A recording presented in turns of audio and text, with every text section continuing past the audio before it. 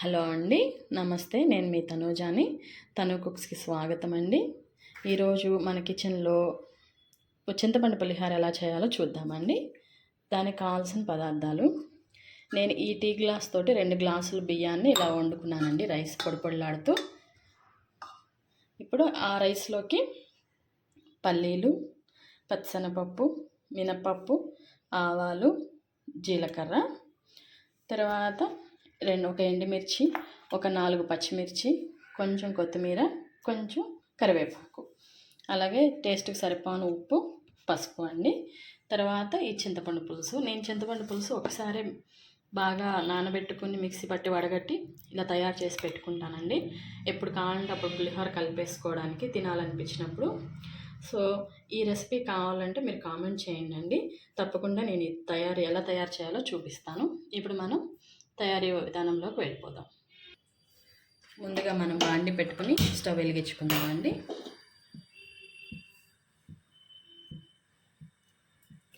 బాండి వేడవగానే దాంట్లో ఒక 2 గరిటెలు ఆయిల్ వేసుకుందామండి. ఫుల్గా 2 గరిటెలు.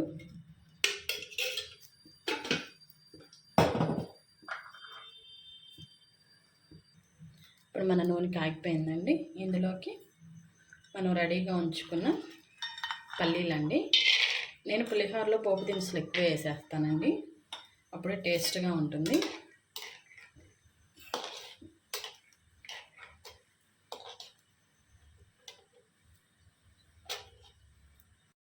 ఇప్పుడు పల్లీలు కొంచెం వేగినాయి కదండి, దాంట్లోకి పచ్చిశనగపప్పు అండి 1 టీ స్పూన్ ఫుల్గా, మినపప్పు 1 టీ స్పూన్ ఫుల్గా,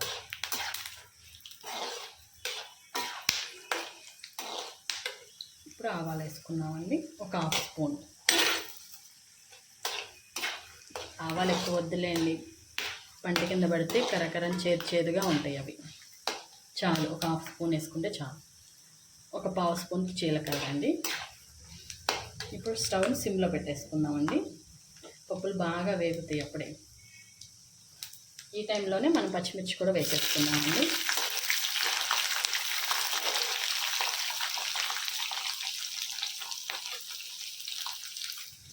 ఇప్పుడు మన పప్పులు సగం వేగిపోయినాయి కదండి. ఇప్పుడు ఎండుమిర్చి చేసుకుందాం. చూసారా, మన పల్లీలు కూడా వేగి పగుళ్ళు వచ్చేసినాయి. కొంచెం పచ్చిశనగపప్పు వేగాలండి. ఇంకా సిమ్లో వేపుకుంటున్నాం కదండి, టైం పడుతుంది కొంచెం. వేగిపోయినాయండి మన పప్పులు కూడాను. ఇలాంటి టైంలోనే కొంచెం కరివేపాకు వేసేసుకుందామండి.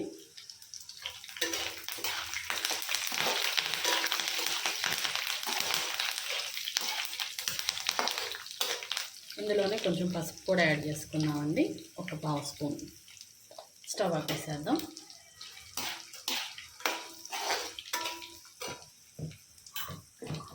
దీన్ని ఇప్పుడు మన రైస్లోకి ట్రాన్స్ఫర్ చేసుకున్నాము. కొత్తిమీర రైస్ మీద వేసేసుకున్నామండి. ఇప్పుడు మనం వేయించి పెట్టుకున్న తిరగమాత ఉంది కదా, దాన్ని ఇందులోకి వేసేసుకుందాం.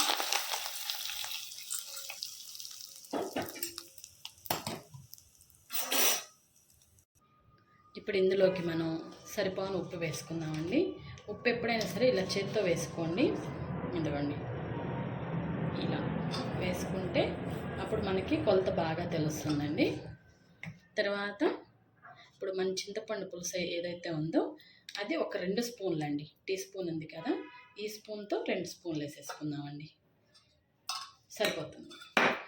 ఈ చింతపండు పులుసు మనకి చక్కగా ఎప్పుడు కావాలంటే అప్పుడు తినాలనిపించినప్పుడు ఇప్పుడు కలిపేసుకోవచ్చండి. 2-3 మంత్స్ నిల్వ ఉంటుంది కాబట్టి, ఫ్రిడ్జ్లో పెట్టేస్తాం కాబట్టి ప్రాబ్లమే లేదండి.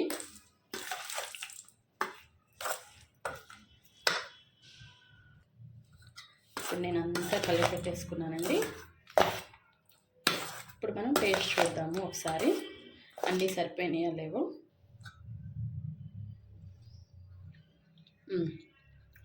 పర్ఫెక్ట్గా సరిపోయినాయండి, చాలా బాగుంది, చాలా బాగుంది. ఇదే పద్ధతిలో మీరు చేసుకోండి. చింతపండు పేస్ట్ రెసిపీ అయితే చూపిస్తానండి మీకు కావాలి అనుకుంటే.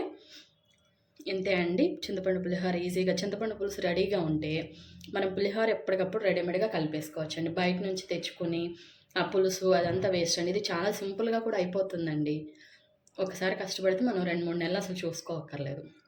హెల్తీ చింతపండు పులిహోర చేసేసుకోవచ్చు తినాలనిపించినప్పుడల్లా. థ్యాంక్ యూ ఫర్ వాచింగ్ అండి. నచ్చితే ఒక లైక్ చేయండి, సబ్స్క్రైబ్ చేసుకోండి ప్లీజ్ అండి.